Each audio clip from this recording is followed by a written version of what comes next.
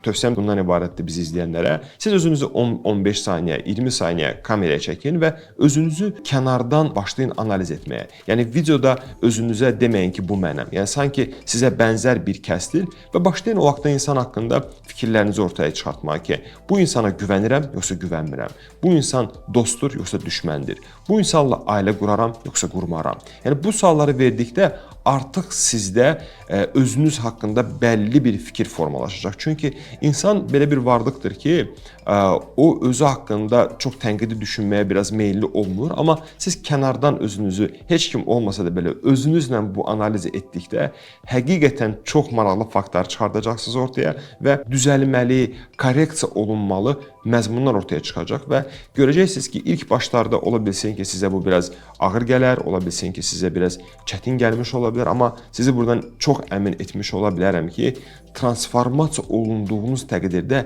həqiqətən fərqli bir portret ortaya çıxır və həmin portret həqiqətən də sizi fərqli bir mövqelərə gətirəcək, sizə daha çox pul qazandıracaq.